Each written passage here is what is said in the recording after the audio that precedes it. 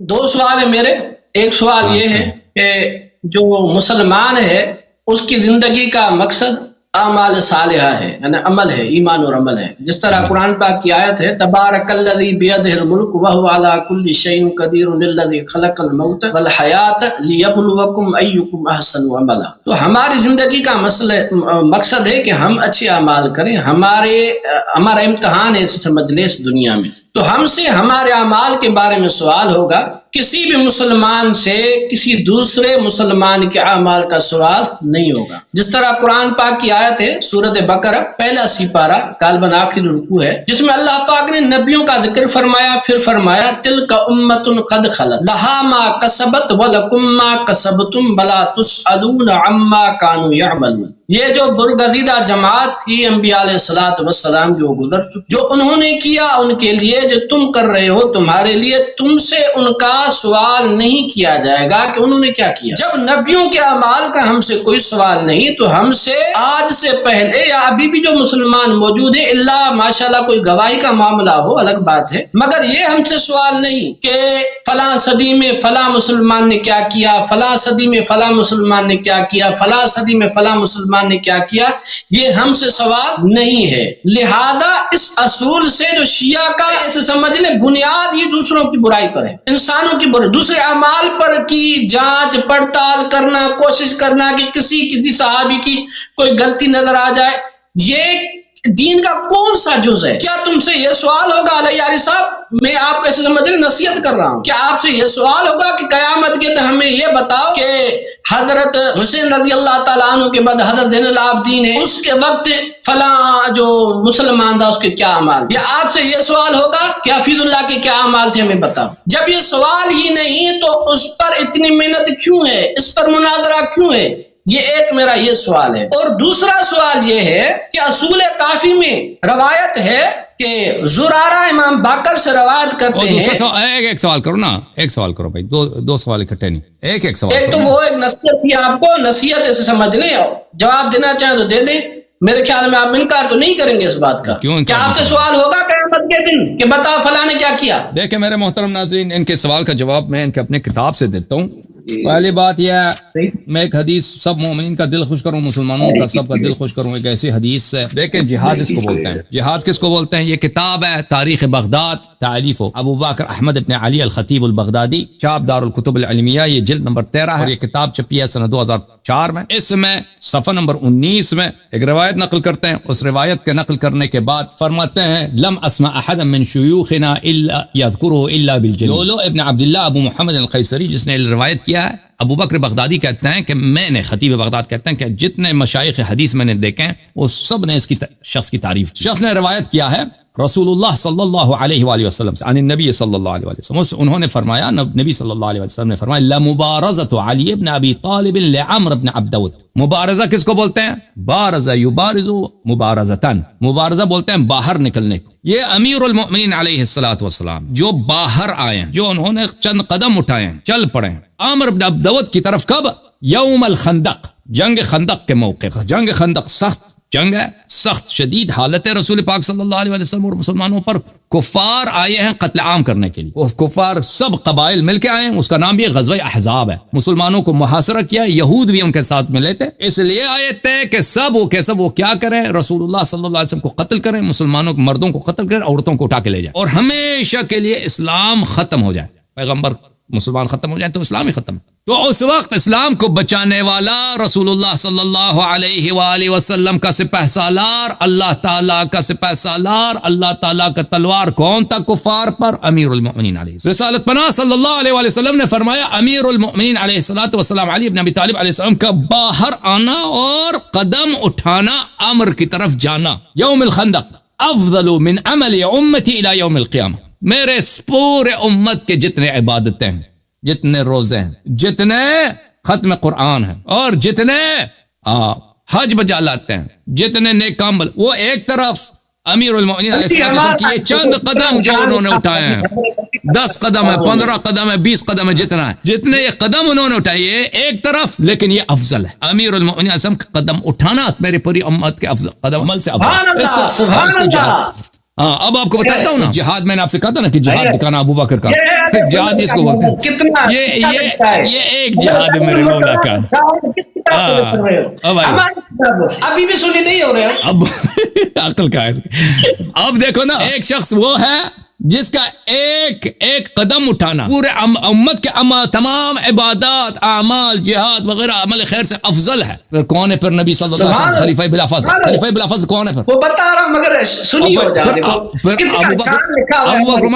ابو بکر عمر اس کے غلام بنے یا نہیں بنے؟ بنے یا نہ بنے؟ وہ پوری امت سے اس کے چند قدم، اس کا گرد خاک پا ان سب سے افضل ہے. چلے اس کا جواب میں دوں گا آپ کو. اب آپ نے کہا کہ بھائی اس بات کا فائدہ ہی کیا کہ ہم کہتے ہیں ابو بکر نے کیا کیا، عمر نے کیا کیا، اہل بیت علیہ السلام کون ہے، اس کا فائدہ ہی کیا؟ ملاحظہ فرمائیے. ایک تو جواب اب سن لو. سوال جو میرا ہے، میں نے کیا سوال کیا ہے؟ آپ نے کہا آپ کے اس کا فائدہ کیا ان باتوں کا نا؟ میں نے آپ سے کہا کہ کسی بھی مسلمان کے اعمال کا ہم سے سوال نہیں. ابھی سن لو بھائی، سن لیا بھائی، سن لو. یہ کتاب ہے سنن الترمذی کی سنن ہے بھائی، شاب دار الفکر چانڈیو صاحب. برداشت ہو رہی نہیں ہو رہی آپ سے؟ سنہ 2008 میں چھپی ہے. ملاحظہ فرمائیے. باب مناقب اہل بیت النبی صلی اللہ علیہ وآلہ وسلم، حدیث صفحہ نمبر 1078، حدیث نمبر 3811. جابر بن عبداللہ فرماتے ہیں رأیت رسول اللہ صلی اللہ علیہ وآلہ فی حجتہ یوم عرفہ، میں نے رسالت پناہ صلی اللہ علیہ وسلم کو حجت الوداع کے موقع پر، خدا حافظی. وداع کس کو بولتے ہیں؟ خدا حافظی. وداع یعنی فی امان اللہ، گڈ بائے، خدا حافظی والے حج، یعنی امت کو اللہ کے سپرد کر کے جا رہے ہیں. اس وقت میں نے ان کو دیکھا تھا کہ امت کے لیے ان کی وصیت کیا ہے. وداع کرتے ہوئے نبی صلی اللہ علیہ وسلم کی وصیت امت کے لیے کیا ہے؟ ابو بکر عمر ہے؟ نہیں. کیا ہے وصیت ان کی؟ میں نے کہا یا ایھا الناس انی ترکت فیکم، اے لوگوں میں تمہارے درمیان چھوڑ کے جا چکا ہوں. اللہ اللہ، ابھی تو زندہ ہیں لیکن کہتے ہیں میں چھوڑ کے جا چکا ہوں، یعنی مجھے میت حساب کرو. میں آپ سے خدا حافظی کر رہا ہوں. ترکت، میں آپ کے درمیان چھوڑ کے جا چکا ہوں، یعنی مجھے ابھی سے تم متوفا سمجھو. تو کیا ترکت، میں تمہارے درمیان چھوڑ کے جا چکا ہوں. ما ان اخذتم به لن تضلوا، من ان اخذتم به تضلوا لن تضلوا. وہ اگر اس کی طاعت کرو تو کبھی گمراہ نہ ہو جاؤ. کہتے ہیں دوسروں کے اعمال سے میں کیا حاصل، اگر ان کی طاعت کرو کبھی گمراہ نہ ہو جاؤ. کتاب اللہ و عترت اہل بیت، کتاب اللہ اور میرے عترت طاہرہ، میرے اہل بیت اطہار علیہ السلام. اگلی حدیث دیکھ، اگلی حدیث زید بن ارقم سے، قال رسول اللہ صلی اللہ علیہ وآلہ وسلم انی تارک فیکم، میں تمہارے درمیان اپنا وصی چھوڑ کے جا رہا ہوں، اپنا جانشین چھوڑ کے جا رہا ہوں. ما ان تمسکتم به لن تضلوا بعد، جب تک ان سے تمسک رکھو، ان کے اتباع کرو، ان کی بات مانو تو کبھی گمراہ نہ ہو جاؤ. احدہما اعظم من الاخر، ایک دوسرے سے بڑا ہے کہ ایک ہے کتاب اللہ حبل ممدود من السماء الى الارض، ایک قرآن ہے، کتاب اللہ ہے، ایک رسی ہے جو آسمان سے زمین تک لٹکی ہوئی ہے. دوسرا کیا؟ وعترت اہل بیت، میری عترت میرے اہل بیت. ولن يتفرق حتى يرد علي الحوض، اور میری اہل بیت قرآن سے کبھی الگ نہیں ہوں گے جب تک یہ حوض کوثر پہ مجھ پہ وارد نہ ہو جاؤ. فانظروا کیف تخلفونی فیہما، پس اچھی طرح سے سوچ لو میرے بعد ان کے ساتھ تم کیسے تابع رہو گے، کیسے وفادار رہو گے، کیسے اطاعت گزار رہو گے. تو میرے محترم ناظرین، اب ان کا سوال نہایت ہی جاہلانہ سوال، کہ ہم اس بات پہ بحث کر رہے ہیں کہ بھائی نبی صلی اللہ علیہ وسلم کے وارثین کو پہچانو، جن کی طاعت تم پہ واجب ہے ان کو پہچان لو. جس کا اللہ نے ہمیں طاعت ہے ان کا ہم پہ فرض کیا ہے کہ اگر ان کی طاعت کرو گے تو نجات پاؤ گے. کہتے ہیں فائدہ ہی کیا اس کے جاننے کا؟ اس کا جاننے کا یہی فائدہ ہے کہ پہچانو گے، اقرار کرو گے تو اتباع کرو گے. اور جن لوگوں نے ان کا مکان غصب کیا ہے، پیغمبر نے یہ تو نہیں فرمایا کہ ابو بکر عمر کی اتباع کرو. ابو بکر عمر کو حکم دیا کہ میرے اہل بیت علیہ السلام کی طاعت کرو. تو اس دونوں میں بڑا فرق ہے. جعلی مال کو پہچانو، اصلی مال کو پہچانو. اصلی ٹیچر کون ہے، جعلی ٹیچر کون ہے. اصلی ٹیچر سے سیکھو گے تو کامیاب ہو جاؤ گے، جعلی ٹیچر سے سیکھو گے تو ناکام ہو جاؤ گے. تو جعلی جو ٹیچر ہیں، جعلی جو جعلی گائیڈ ہے وہ آپ کو نجات نہیں دیں گے. قیامت کے دن آپ کو جنت نہیں لے کے جائیں گے. اصلی جو گائیڈ ہے اللہ کی طرف سے ٹیچر ہے وہ آپ کو جنت کی طرف گائیڈ کریں گے. اس کا فائدہ یہ ہے میرے بھائی. آپ جواب میں ٹائمر نہیں لگا رہے اپنی باری میں. آپ ابھی سوال کرو. آپ کا سوال کیا ہے چانڈیو صاحب؟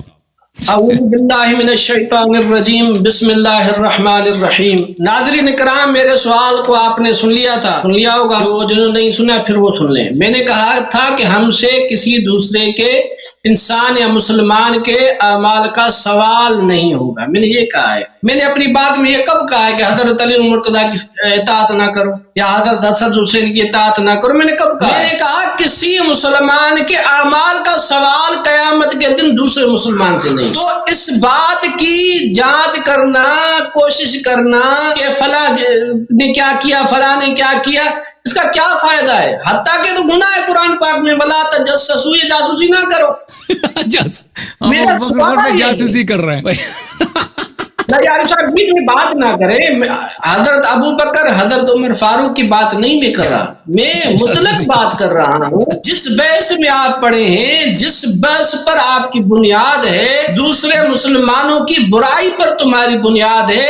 یہ برائی کرنا، تنقید کرنا، کوشش کرنا، بیان کرنا، کیا قیامت کے دن تم سے سوال ہوگا؟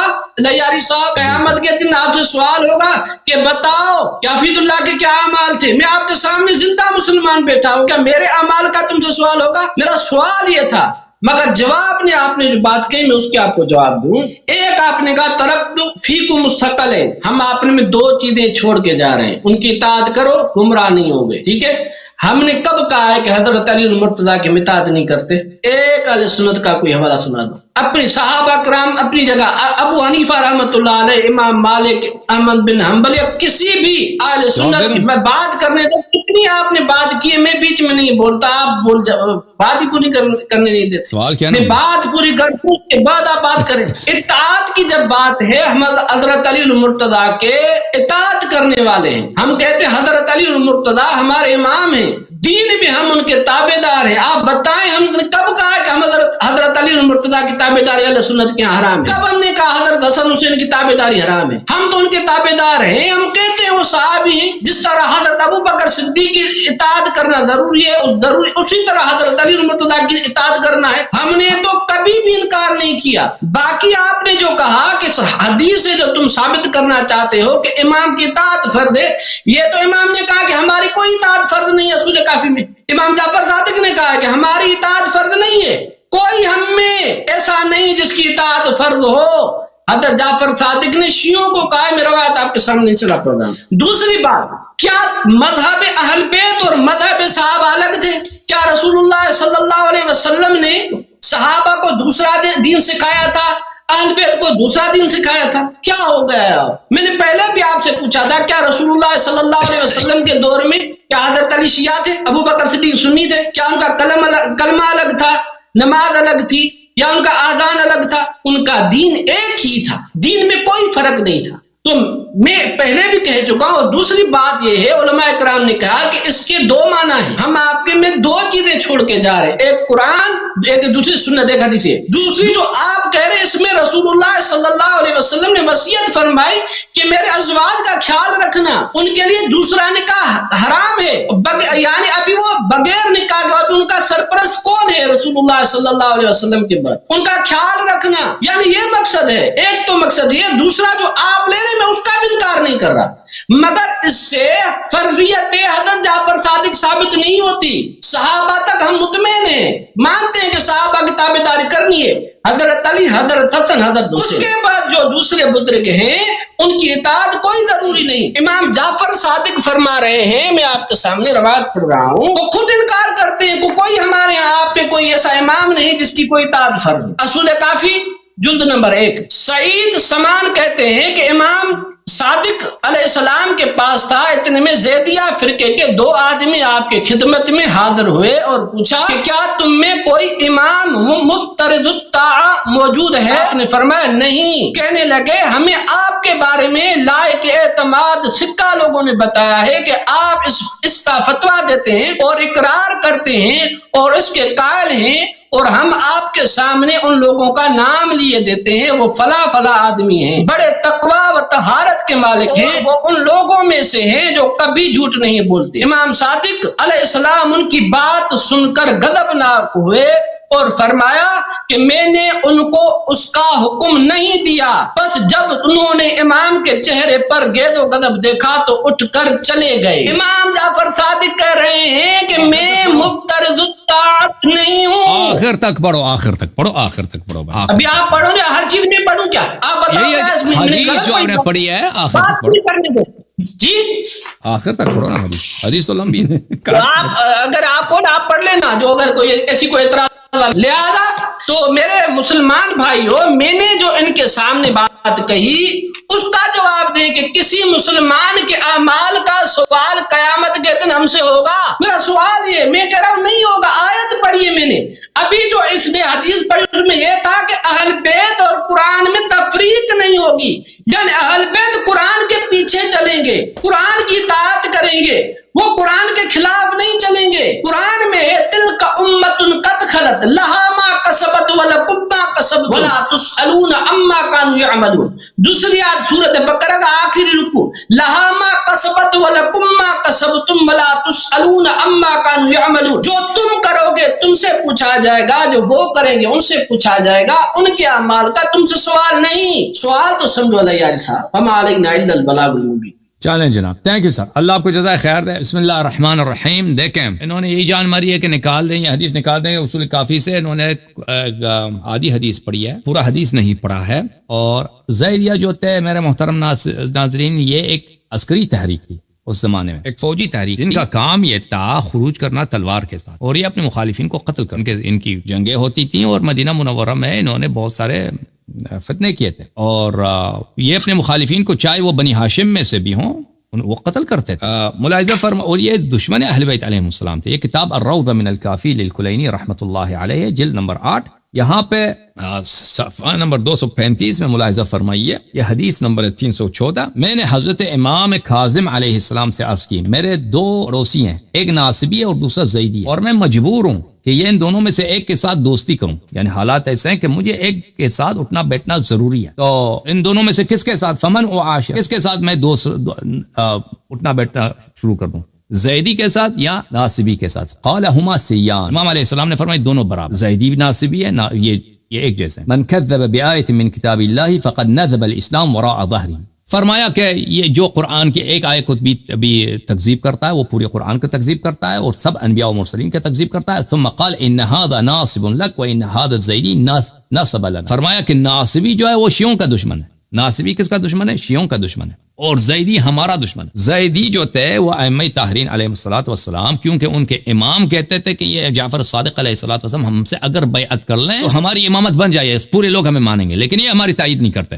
تو وہ ان کی بڑی دشمنی تھی حضرت امام جعفر صادق علیہ السلام سے۔ یہ کتاب تہذیب الاحکام جزء رابع، چاپ دار الکتب الاسلامیہ۔ سألته عن الصدقہ عن النصاب وعلى الزیدیہ، میں نے امام علیہ السلام سے پوچھا کہ میں ناصبیوں کو اور زیدیوں کو صدقہ زکات دے دوں؟ قال لا تصدق علیہم بشیء ولا تسقهم من الماء ان استطعت، امام علیہ السلام نے فرمایا کہ نہ ان کو صدقہ زکات دے دو اور پانی تک اگر نہیں پلا سکتے تو نہ پلاؤ، اگر یہ کر سکتے ہو ان کو پانی تک نہ دو تو پانی بھی نہ پلاؤ۔ وقال الزیدیہ هم النصاب، فرمایا کہ زیدی ہی ناصبی ہیں۔ جب یہ پتہ چلا میرے محترم ناظرین تو اس حدیث کی طرف آتے ہیں جس کو انہوں نے پڑھا ہے۔ یہ حدیث یہ ہے میرے محترم ناظرین، کتاب الاصول من الکافی ہے للکلینی، چاپ دار الفقہ جزء اول دار الکتب الاسلامیہ، یہ صفحہ نمبر 232 ہے۔ انہوں نے اس حدیث کو پڑھنے کی پوری حدیث نہیں پڑھی، دیکھیں یہ حدیث یہاں سے شروع ہوتی ہے، میں زوم آؤٹ کر دوں، یہاں سے شروع ہوتی ہے، اگلے صفحے جاتی ہے، یہاں تک آ جاتی ہے، یہ یہاں پہ اس کا خاتمہ ہے، یہاں پہ بھی خاتمہ نہیں ہے، یہاں پہ خاتمہ ہے، یہاں پہ خاتمہ، یہ بہت لمبی حدیث ہے۔ انہوں نے اس میں سے صرف ایک فقرہ پڑھا اور وہ یہ ہے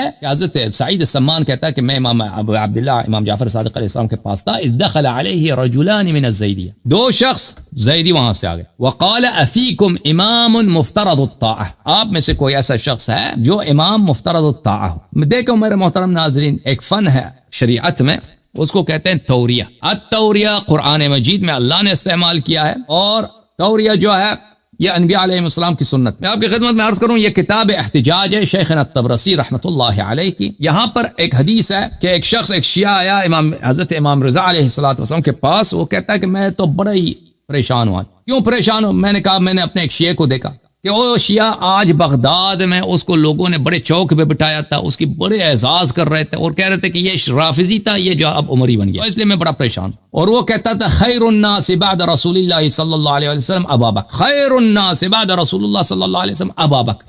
اور جب یہ کہتا تھا فَإِذَا قَالَ ذَلِكَ ضَجُّوا وَقَالُوا قَتَّابٌ وَفَضَّلَ أَبَا بَكْرٍ عَلَى عَلِيِّ بْنِ أَبِي طَالِبٍ علیہ السلام، جب یہ کہتا خیر الناس بعد رسول اللہ صلی اللہ علیہ وسلم ابو بکر ابا بکر، تو لوگ نعرے بازی شروع کرتے تھے، وہ گانا گاتے تھے، وہ ناچنے لگتے تھے، کہتے ہیں رافضی شیعہ ہو گیا، ماشاءاللہ رافضی شیعہ ہو گیا۔ اس نے کہا کہ ابو بکر جو ہے علی علیہ السلام سے افضل۔ فقال الرضا علیہ السلام، امام رضا علیہ السلام نے کہا کہ تم بعد میں میرے پاس آ جانا کہ جب کوئی شخص یہاں پہ نہ ہو تو میں تجھے بتا دیتا ہوں۔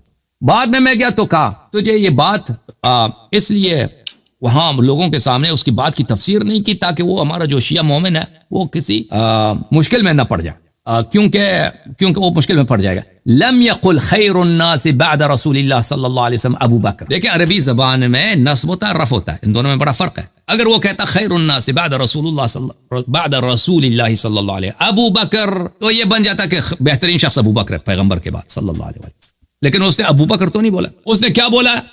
اس نے یہ بولا خیر الناس بعد رسول اللہ صلی اللہ علیہ وسلم ابا بکر فجعلہ نداء لابی بکر، یہ اس کو اس نے اپنے دل میں نیت کے ابو بکر کو ندا بنایا، منادا بنا دیا، کیونکہ ابو بکر یہ مفرد مضاف ہے، مضاف کا جو ندا کی حالت میں یہ منصوب ہوتا ہے یا ابا بکر، اس کے کلام کا مقصد یہ ہے کہ اے ابو بکر خیر الناس بعد رسول اللہ صلی اللہ علیہ وسلم کون ہے؟ خیر الناس بعد رسول اللہ، اے ابو بکر کون؟ علی علیہ السلام۔ اس کا نیت یہ ہے ان اللہ جعل هذه التوریۃ مما رحم به شیعتنا ومحبینا، اللہ تعالیٰ نے توریہ کو ہمارے لیے اور شیعوں کے لیے راہ نجات بنا دیا۔ اچھا میں آپ کی خدمت میں عرض کروں، آپ کی خدمت میں کوئی بات نہیں، آپ نے سوال کیا، سن لو بھائی، میں تفصیل سے جواب دوں گا تاکہ بالکل یہ آپ کے لیے ہمیشہ کے لیے حل ہو جائے، ٹھیک ہے نا۔ یہ کتاب ہے معترک الاقران فی اعجاز القرآن عبد الرحمن السیوطی، معترک الاقران فی اعجاز القرآن ابی بکر السیوطی، چاپ دار الکتب العلمیہ، سنہ 1988 میں کتاب چھپی ہے۔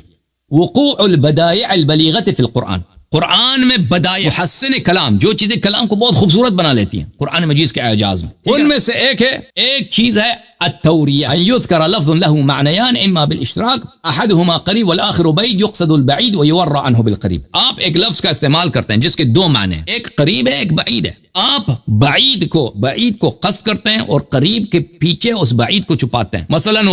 مثلا حضرت ابراہیم علیہ السلام سے جب پوچھا کہ نا آپ کیوں نہیں آ رہے، جب شہر میں تہوار جا رہا ہے، ادھر عید ہے، ادھر سب لوگ آ رہے ہیں، آپ ہمارے ساتھ کیوں نہیں؟ اس نے کہا انی سقیم، میں بیمار ہوں، میں پردرد ہوں۔ وہ بیمار نہیں تھا، اس نے توریہ کیا تھا، میں بیمار ہوں یعنی میرے دل میں درد ہے۔ کس کا درد ہے؟ امام حسین علیہ السلام کا درد۔ ابراہیم علیہ السلام کو جبرائیل نے امام حسین علیہ السلام کی کہانی سنائی تھی تو اس کے دل میں بڑا غم تھا امام حسین علیہ السلام۔ لوگوں نے سن لیا، ابھی آپ کہنا کیا چاہتے ہیں؟ سن لو بھائی تفصیل سے۔ الحمدللہ ہمارے سننے والے آدھے مناظر ہیں، توریہ بول دیا بھائی، چپ کریں، مناظر تھوڑی ہے، آپ کی کیا کون سی ویلیو ہے کہ مناظرہ کرنا ہے؟ آپ سن لو تو یہ توریہ سن لینا بھائی، بات کر رہے ہیں آپ بھائی، بات کرنے دو پلیز۔ پہلے 9 منٹ ہو گئے تو پہلے بھی میں نے آپ سے کم ٹائم لیا تھا نا، میرے 4-5 منٹ پہلے سے بھی بنتے ہیں، آپ قرضہ تو وہ توریہ اس کو کہتے ہیں۔ اچھا میں آپ کی خدمت میں عرض کروں، دیکھیں یہ شخص مجھے بات نہیں کرنے دے رہا، میں آپ کی خدمت میں عرض کروں کہ کتاب بخاری میں ایک باب ہے کہ توریہ، ایک باب ہے توریہ کا، آپ کی خدمت میں عرض کروں بخاری میں ایک باب ہے، اس میں یہ بخاری کے ایک باب ہے توریہ، دار حیات تراث العربی بخاری، المعارض مندوحة عن الكذب، یہ توریہ کا باب ہے۔ مثلا سمعت انسا مات ابن لابی طلحہ، انس کہتا ہے ابی طلحہ کا بیٹا مر گیا، اس نے اپنے عورت سے پوچھا، بیوی سے پوچھا بچہ کیسا ہے؟ قال هدأ نفسه، اس کی جان اس کی جو سانس کو آرام مل گیا۔ اب جو شوہر ہے وہ بیچارہ شوہر جو ہے وہ اس کو کیا، وہ ارجو ان یکون قد استراح، اور میں امید کرتی ہوں کہ وہ آرام میں ہوگا۔ شوہر سمجھ گیا کہ یہ بھائی کیا سمجھا کہ میرا بیٹا ٹھیک ہو گیا، لیکن عورت اپنے شوہر کو کیا ہے پریشان نہیں کرنا چاہ رہی تھی، بیٹا اس کا مر گیا، اس نے کہا کہ اس کے سانس میں آرامی آ گئی ہے، یعنی سانس رک گئی ہے، لیکن وہ سمجھ گیا کہ بھائی میرے بیٹے کی حالت بہتر ہوگی، ٹھیک ہے نا۔ اور اس میں احادیث بھی نقل کرتا ہے کہ رسول اللہ صلی اللہ علیہ وسلم نے کیسا توریہ کیا ہے، تو یہ توریہ ہے۔ اچھا جب یہ پتہ چلا میرے محترم ناظرین توریہ کا، اب آتے ہیں اس روایت کی طرف، کتاب اصول کافی کی طرف، کہ کچھ لوگ حضرت امام جعفر صادق علیہ السلام کے پاس بیٹھتے ہیں، وہ آ کر پوچھتے ہیں، دو زیدی آتے ہیں، افیکم امام مفترض الطاعہ، آپ میں کوئی ہے امام جس کی طاعت فرض ہے؟ امام علیہ السلام قال اللہ، نہیں ہے۔ کیوں نہیں ہے؟ کیوں لا بولا؟ اس لیے کہ یہ زیدیاں ہیں، یہ تو قاتل لوگ ہیں، یہ تو جہادی لوگ ہیں، یہ تو ابھی ہمارے ہاں جو مثلا طالبان ہیں سپاہی صاحب ہے، یہ تو قتل کرنے والے ہیں، فسادی لوگ ہیں. لیکن یہاں پہ امام علیہ السلام نے توریہ خرچ دیا، توریہ کار سے کام لیا. افی کا مثلا 10 آدمی ہے نا، 10 آدمی، آپ میں کوئی امام مفترض الطاعہ نہیں ہے، یعنی ان 5 میں، ان 6 میں، ان 8 میں کوئی نہیں ہے، توریہ ہے. فقال له، اس نے کہا کہ قد اخبرنا الثقات، ثقہ لوگوں نے خبر دی انك تفتي وتقر وتقول به ونسميهم لك فلان وفلان. آپ کے میں ہمیں پتہ ہے، آپ کے صحابہ کہہ رہے ہیں، آپ کے صحابی فلان فلان فلان فلان وہ ثقہ ہیں، انہوں نے خود کہہ دیا کہ آپ کہتے ہیں کہ آپ امام مفترض الطاعہ ہیں. امام علیہ السلام نے کہا وهم ممن لا يكذب، وہ جھوٹ بھی نہیں بولتے. فغضب ابو عبد الله علیہ السلام فقال ما امرتم بهذا. امام علیہ السلام نے کہا میں نے ان کو اس بات کا حکم نہیں دیا. پتہ کیا چلا میرے بھائی کہ امام علیہ السلام، وہ زیدیوں کو بھی پتہ تھا کہ یہ شخص جو ہے امام جعفر صادق علیہ السلام اپنے آپ کو امام مفترض الطاعہ سمجھتا ہے، اور یہ سے پتہ بھی یہ چلا کہ امام علیہ السلام اپنے اصحاب کو بتایا تھا کہ میں امام مفترض الطاعہ ہوں، لیکن یہ ان کو یہ بتایا تھا کہ لوگوں کو میں اعلان نہیں کرنا، سب لوگوں کو بتانا نہیں، ٹھیک ہے نا. تو پتہ چلا انہوں نے جو وہاں پہ پہلے جو جملہ تھا ان کا کہ نہیں امام مفترض الطاعہ یہاں پہ کوئی ہے، انہوں نے کہا نہیں، اس سے مراد وہ توریہ تھا، توریہ تھا شر سے بچنے کے لیے، جیسے آپ کے بخاری میں، اور میں نے آپ کو دکھا دیا اب توریہ قرآن مجید میں توریہ ہے، ٹھیک ہے نا. اچھا اس کے بعد یہ دو لوگ جب چلے گئے تو امام جعفر صادق علیہ السلام نے بہت سارے بتا دیے کہ میرے پاس، اسی حدیث میں میرے پاس عندی الواح موسیٰ و عصا، میرے پاس موسیٰ کی لاٹھی میرے پاس ہے، ابھی اسی روایت میں موجود ہے، میرے پاس موسیٰ جو لوح لے کے آیا تھا آسمان سے، وہ تورات، وہ اصلی میرے پاس موجود ہے. یہ امامت کا اعلان ہے یا نہیں ہے؟ میرے پاس وَأَنَّ عِنْدِي لَرَائِيَةُ الرَّسُولِ صلی اللہ علیہ وسلم کا رایہ میرے پاس، وَأَنَّ عِنْدِي لَخَاتَمُ سلیمان ابن داؤد، سلیمان ابن داؤد کی انگوٹھی میرے پاس ہے. جب وہ دو چلے گئے تو اپنے شیعوں سے کہنے لگے. تو میرے بھائی حدیث کو سمجھنے کی ضرورت ہے، آپ کو سمجھ نہیں آئی، ٹھیک ہے نا بھائی؟ جواب دو، جواب بات کروں ابھی، بات کرو. اعوذ باللہ من اس کے بعد آپ سے خداحافظی بھائی، اس ایکسچینج کے بعد خداحافظی آپ سے. 13 منٹ آپ نے بات کی، 13 منٹ میں چھوڑے آپ، پھر آپ نہیں بھائی، او بھائی نہیں، میرے پاس مواد بہت ہے. بسم اللہ الرحمن الرحیم. ناظرین اکرام، آپ نے دیکھا میں نے ان کے سامنے اصول کافی کی روایت پڑھی امام سے، ان کو انہوں نے ضعیف بھی نہیں کہا، سند پر بھی اعتراض نہیں کیا، مانا صحیح بھی کہا، امام سے منقول بھی مانا. ابھی پھر الیاروی صاحب نے کہا کہ توریہ تھا، کیوں تھا کہ ان سے خوف تھا زیدیہ سے. پھر خود صاحب نے کہا کہ وہ پوچھنے والوں کو پتا تھا کہ یہی ہے امام جعفر صادق، یہی امام کا اعلان کرتا ہے، اور پھر کہتے وہ ڈرنے کی وجہ سے انہوں نے توریہ کیا. جب پتا تھا تو مار دیتے، اگر وہ دشمن تھے پوچھا کیوں؟ مطلب یہ تھا کہ یہ سائل والوں کو ہدایت کی ضرورت تھی. تو ابھی دوسرا سوال کیا بنتا ہے کہ ابھی وہ پوچھنا کیا چاہتے ہیں کہ اس وقت سب سے اہم چیز توحید کے بعد امامت شیعہ کی، ایمان کی بات. وہ پوچھ رہے ایمان کی بات کہ آپ میں کوئی امام ہے، تو وہ انکار کرتے ہیں. اس طرح کے کوئی نبوت کا انکار کرتے ہیں. بات پوری کرنے دے اللہ یار صاحب، ویسے بھی آپ کہتے ہیں نا وہ ہدایت کے لیے تھوڑی آئے تھے، وہ جنگ کے لیے آئے تھے، قتل کرنے کے لیے آئے تھے، وہ فساد کے لیے آئے تھے. آپ کا چینل ہے، سارا دن میرے بات کا جواب دینا، مجھے کچھ تو ٹائم چھوڑے نا، 13 منٹ کا جواب دینے دینا مجھے.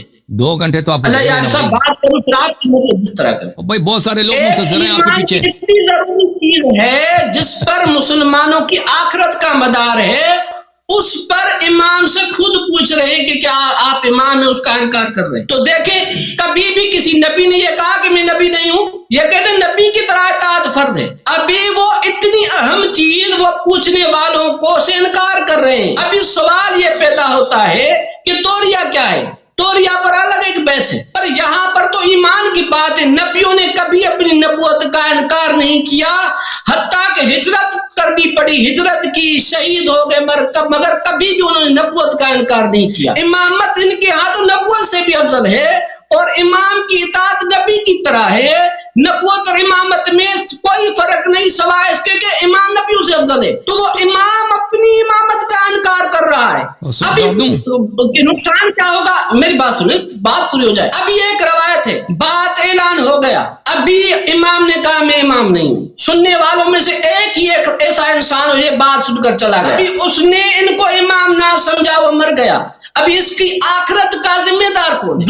دوسری بات یہ کہ وہ جو آئے ان کے دل میں کیا تھا وہ تو اللہ جانتا ہے. انہوں نے اپنی امامت کا انکار کر دیا، وہ چلے گئے. ابھی ان کے ایمان کا سوال کس سے ہو؟ اور تیسری بات انہوں نے کہا غصہ کیا امام نے ان کے اوپر، یعنی اتنی اس بات کو برا سمجھا کہ غصہ ہو گئے. میری روایت آپ پڑھی، اب پھر سے سن لینا. غصہ ہو گئے ان کے اوپر یہ تم غلط بات کر رہے ہو. اس کے بعد حضرت نے کہا کہ جو عربی ہے وہ تو توریہ کی بات ادھر ہے ہی نہیں، توریہ الگ ہو گیا، اس کو تکیہ کہہ سکتے ہیں، توریہ تو نہیں کہہ سکتے۔ تکیہ ہمارے ہاں اس طرح ہے جیسے سور کا گوشت کھانا ہو، تو ہم تکیہ کو حلال نہیں کہہ سکتے جس طرح سور کے گوشت کو حلال نہیں کہہ سکتے۔ جان بچانے کے لیے سور کا گوشت کھا سکتے ہیں مگر حلال نہیں کہہ سکتے، اسی طرح تکیہ جان بچانے کے لیے کر تو سکتے ہیں مگر حلال نہیں کہہ سکتے۔ ادھر ایمان کی بات ہے، اگر ایمان کرے بعد 4 منٹ بھی نہیں والا یار صاحب، اب کہتے ہیں ایسا کر سکتے ہیں لیکن حلال نہیں ہے۔ قرآن میں ہے کہ سیدھی بات کہو، جو بات کہو سیدھی کہو، ایمان کی بات ہے، سیدھی بات کہنی ہے۔ جب جواب لے لو، کیا کر رہے ہیں جواب لے لو، بات تو پوری ہو جائے نا میری۔ اب بھائی 3 بجے ہو گئے ہیں، میں روزے کے حالت میں ہوں، دوسرے منتظر ہیں، سحری کا ٹائم ہے، دوسروں کو بھی باری دے دو بھائی۔ آپ نے 13 منٹ بات کی، میں بات کروں پھر مجھے آپ ہٹا دینا، آپ بات کرتے رہے، آپ کا چینل ہے، آپ کو کس نے منع کیا؟ 1 گھنٹہ تقریر کر لیں میری بات پر۔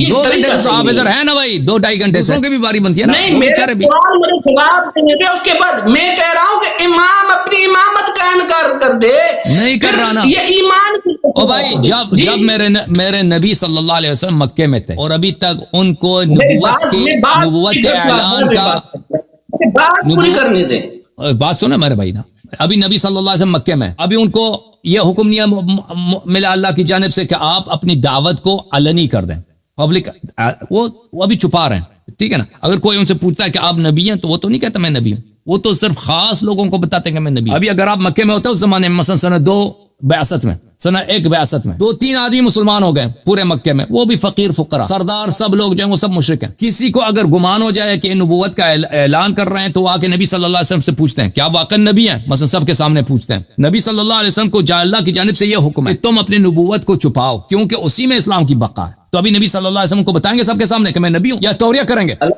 بات کروں میں قرآن سے دکھا رہا ہوں، اس کا جواب دے دو نا، اس کا جواب دے دو بھائی کہ نبی صلی اللہ علیہ وسلم جس زمانے میں مکے میں اپنی نبوت کو چھپاتے تھے اس زمانے میں کیا وہ ان کو اجازت تھی کہ وہ اپنی نبوت کو اعلان کریں اللہ کے حکم کی مخالفت میں؟ اگر کوئی ان سے پوچھا کہ آپ نبی ہیں وہ توریہ کرتے ہوں گے، آپ مجھے بتائیے نا اس زمانے میں کیا کرتے ہیں؟ جس میں نبوت کا چھپائیں اپنی، ایک قرآن کی آیت ہے فاصدع بما تؤمر، قرآن کی آیت ہے۔ آپ کو پتہ ہے تاریخ نبوت میں بعثت کی ابتدا میں رسالت پناہ صلی اللہ علیہ وسلم کی دعوت علنی نہیں تھی، ایک زمانہ تھا نا، آپ کو پتہ ہے، چھپ کے کسی کو جس پہ بھروسہ تھا اس کو اسلام کی دعوت دیتے تھے۔ یہ بہت عرصے تک، کئی سال تک چلا، پھر اللہ کی جانب سے حکم آیا فاصدع بما تؤمر، اللہ کی جانب سے آیا اب اپنی دعوت کو عام کیجیے۔ اس زمانے سے پہلے جب وہ خفیہ زمانہ تھا کہ اپنی نبوت کو چھپاتے تھے، جواب دوں اس کا بھی جواب دوں، چھوڑو تو صحیح نا۔ بسم اللہ الرحمن الرحیم۔ ناظرین کرام، میں نے روایت پڑھی، اس کا اس کے پاس کوئی جواب نہیں تھا۔ امام نے خود کہا ہے کہ میں مفترض الطاعت نہیں ہوں۔ میں نے اس پر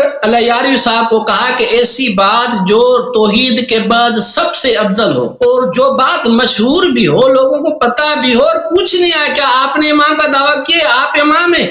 اس نے کہا نہیں۔ تو یہ پوچھنے والے کو جواب دے رہے۔ کبھی اس طرح ہوا ہے کہ رسول اللہ صلی اللہ علیہ وسلم نے اعلان نبوت کیا ہو پھر نبوت کو چھپایا ہو؟ تو یعنی وہ کہہ رہے اس کو پتا بھی تھا پوچھنے والوں کو، پھر بھی پوچھا، پھر بھی انکار کر دیا۔ ابھی ہمیں کیسا پتا چلے؟ میں نے سنا، دوسرے لوگوں نے سنا کہ انہوں نے امامت کا انکار کر دیا ہے، اب یہ مر گیا، اس کی امام کا کون ذمہ دار؟ تو دوسری میں روایت پڑھ رہا ہوں، نبی کا جواب دے دو۔ نبی صلی اللہ علیہ وسلم مکے میں ہم نے سوال کیا، اس کا جواب کیوں نہیں دے رہے؟ مکے میں جب وہ نبوت کو چھپا رہے تھے، میں نے آپ کو رسول اللہ صلی اللہ علیہ وسلم نے اعلان نبوت کیا، اس کے بعد چھپایا، کون سی آیت ہے؟ اعلان سے پہلے جب چھپاتے تھے، جب مخفی دعوت دیتے تھے، نبوت کسی نبی نے اعلان نبوت کے بعد اپنی نبوت کو چھپایا۔ ایک زمانہ تھا جو اعلان نہیں کرتے تھے، اعلان یعنی علن، سب کے سامنے پبلک۔ چلو جان چھوڑ گیا، کٹ گیا بھائی، چانڈیو کٹ گیا، کٹ گیا، چلے شکر ہے جی، یہ کٹ گیا چانڈیو، تو خود کٹ گیا، تجھے بدوا لگ گئی شیوں۔ او بھائی عرض یہ ہے کہ امام علیہ الصلوۃ والسلام جیسے تم دیکھو، تم خود کیا اپنی بخاری میں تم نے روایت کیا، صحیح بخاری چاپ دار احیاء التراث العربی، ملاحظہ فرمائیے، عن ابی ہریرہ رسول اللہ صلی اللہ علیہ وسلم نے کہا، قال رسول اللہ صلی اللہ علیہ وسلم لم یکذب ابراہیم الا ثلاثا، ابراہیم علیہ الصلوۃ والسلام نے 3 دفعہ کے علاوہ زیادہ جھوٹ نہیں بولے، اس نے 3 دفعہ جھوٹ بولے، اس میں توریہ بھی تو نہیں، کذب ہے۔ اچھا، پھر اگلا والا جو حدیث ہے وہ یہ ہے کہ ایک بادشاہ تھا، اس نے کہا کہ ابراہیم کی بیوی بہت خوبصورت ہے، تو اپنی بیوی کو میرے لیے بھیج دے، ٹھیک ہے نا؟ تو ابراہیم علیہ السلام نے اس سے کہہ دیا اس کے جھوٹوں میں سے ثلاث کذبات، کیونکہ اس نے 3 دفعہ جھوٹ بولا. اس نے کہا کہ یہ تو میری بہن ہے، میں اپنی بہن کو بھیج دیتا ہوں، اور اس نے اپنی بہن کو بھیج دیا بادشاہ کے لیے، اور معاف کیا اپنی وائف کو بھیج. اس نے بادشاہ نے کہا یہ اس کی بیوی ہے، بڑی خوبصورت ہے، بیوی کو ادھر بھیج دے. ابراہیم علیہ السلام نے کہا یہ تو میری بہن ہے، اور بہن کو بھیج دیا بادشاہ کے. تم نے تو یہ روایت کیا بھائی، ٹھیک ہے نا. تم کہتے ہو تقیہ سور کا گوشت، کیا تم نے نبی اللہ ابراہیم علیہ السلام جھوٹا، تم نے اس کو اپنے کتاب میں کہا، توریہ کا نہیں بولا جھوٹ بولا. اور اس کے بعد کیا بولا، اس نے اپنی بیوی کو بادشاہ کے لیے بھیجا کہ بادشاہ اس کے حسن سے کچھ مزہ اٹھائے، کچھ وہ کر لے اس کے. امام علیہ السلام کے پاس وہ 2 شخص ہدایت کے لیے نہیں آئے تھے، ہدایت وہ آئے تھے وہاں پہ جھگڑا کرنے کے، فساد کرنے کے لیے. آپ میں سے کوئی امام ہے؟ امام علیہ السلام فرماتے ہیں نہیں، یعنی ان 5-6 میں کوئی امام نہیں. 10 آدمی ہیں، ان 8 آدمی میں کوئی امام نہیں. سچ بھی کہہ رہے ہیں، یہ توریہ. وہ کہتے ہیں آپ کے صحابی فلان وہ سچے لوگ ہیں. وہ تو کہتے ہیں آپ نے امامت کا ادعا کیا، آپ کہتے ہیں آپ مفترض ہوتا ہے. امام علیہ السلام فرماتے ہیں میں نے ان کو اس بات کا حکم نہیں دیا کہ وہ اس بات کو لوگوں میں علن بیان کریں. تو اس سے کیا ثابت ہوا کہ امام علیہ السلام نے امام مفترض الطاعہ ہونے کا ان کا عقیدہ ہے، اپنے اصحاب کو بھی سکھا رہے تھے، ان زیدیوں کو بھی پتہ تھا کہ یہ امام مفترض الطاعہ ہونے کا ادعا کر رہے ہیں، لیکن ابھی ہمارے سامنے یہ کچھ اور جواب دے. ان زیدیوں کو بھی یہ پتہ تھا، یہ بہت واضح بات ہے. پھر انہوں نے کہا میرے پاس خاتم سلیمان ہے، میرے پاس سلیمان داؤد علیہ السلام کی لاٹھی ہے. وہ کیوں آپ نے اس کو نظر انداز کیا؟ یہ دیکھو بھائی، یہ ابھی تک کٹا ہوا ہے بھائی، یہ ابھی تک یہ جو ہے اس کی، یہ ابھی تک یہ فریز. جو شخص کہتا ہے میرے پاس سلیمان کی انگوٹھی ہے، میرے پاس وہ موسیٰ علیہ السلام کی لاٹھی ہے، سب وہ یہ نہیں کہہ رہا کہ میں سب انبیاء کا میں وارث ہوں. اچھا ابھی تک یہ ڈسکنیکٹ ہے بھائی.